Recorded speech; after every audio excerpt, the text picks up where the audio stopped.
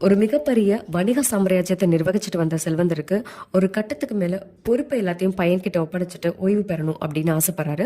அவருக்கு ஒரே மகன் தான். மகனை நல்லபடியா வளர்க்குறாரு. ஆனா அவன் கிட்ட தைரியமும் இல்ல, சில பிரச்சனையை எதிர்கொள்றதுக்கான பக்குவமும் இல்லாம இருந்தது. இப்படி இருக்கும்போது எப்படி நம்ம அந்த பொறுப்பை ஒப்படைக்கணும் அப்படின்னு யோசிக்கிறாரு.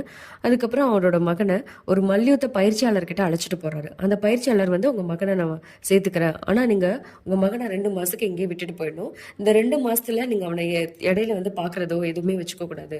60 நாளுக்கு பிறகு நீங்க பாக்குறீங்க, அவன்கிட்ட ஏதாவது முன்னேற்றம் இருக்கான்னு தெரிஞ்சுக்கோங்க அப்படின்னு சொல்றாரு. செல்வந்தரும் இவர்கிட்ட இருக்கிற ஒரே நம்பிக்கை இவர் மட்டும்தான் அப்படின்றனால இந்த நிபந்தனை ஏத்துக்கிட்டு விட்டுட்டு போயிடுறாரு. சரியா 2 மாசத்துக்கு அப்புறம் பயிற்சியாளர் ஒரு மல்யுத்த போட்டி ஏற்பாடு செய்யறாரு. அதுல அந்த செல்வந்தரோட மகனையும் வேறொரு திறமையான மல்யுத்த வீரனையும் பங்கேற்க செய்யறாரு. போட்டி துவங்கிய போது பாக்குறாரு, அவருக்கு அந்த செல்வந்தருக்கு மகனுக்கு எதிராக களமிறங்கிருக்கிற வீரர் பயங்கரமான பலசாலியா இருக்காரு. அவருக்கு ரொம்ப பயம் வந்துடுது. ஆனா சரி என்ன நடக்குதுன்னு பார்க்கலாம் அப்படின்னு சொல்லி பார்த்துட்டு இருக்கும்போது அவர் நினைச்ச மாதிரியே ஒரே அடியில அந்த செல்வந்தரோட மகன் சுருண்டு விழுந்துடுறான்.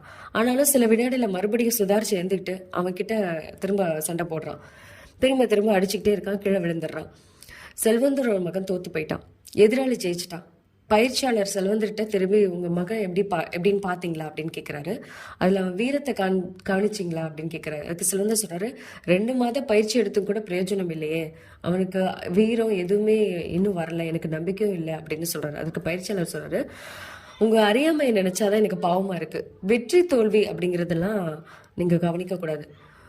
ஒவ்வொரு முறையும் உங்க பையன் கீழே விழுகும்போது திரும்பி தானே எழுந்து நிக்கிற அந்த தன்னம்பிக்கை அவன் கிட்ட இருக்கு, அதை கவனிச்சிங்களா? கீழே விழுந்ததை விட அவன் மேல அதிகமா எழுந்தான், அதை பாத்தீங்களா அப்படின்னு கேட்கிறாரு. என்னை பொறுத்த வரைக்கும் அதுதான் வெற்றி. ஒரு உண்மையான வீரன் கிட்ட இருக்க வேண்டியதும் அதுதான். கீழே விழுவது தோல்வி இல்லை, விழுந்து கிடக்கிறது தான் தோல்வி. தோல்வியிலேருந்து பாடம் கேட்காம போனா அதுதான் உண்மையான தோல்வி.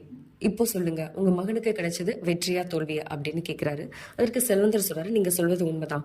என் மகனுக்கு சுயமா எழுந்து நிற்கிற தன்னம்பிக்கை அவன்கிட்ட வந்துருச்சு. இதை தான் நானும் எதிர்பார்த்தேன், ரொம்ப நன்றி அப்படின்னு சொல்லிட்டு கூட்டிட்டு போயிடுறாரு. மாரல் ஆஃப் த ஸ்டோரி, தோல்வியின் போது கீழே விழும் போதும் நமக்கு கிடைக்க பாடங்களை அனுபவங்களையும் வச்சுக்கிட்டு வெற்றிய பயணத்துல தொடர்ந்து முன்னேறணும். அதுதான் உண்மையான வெற்றி.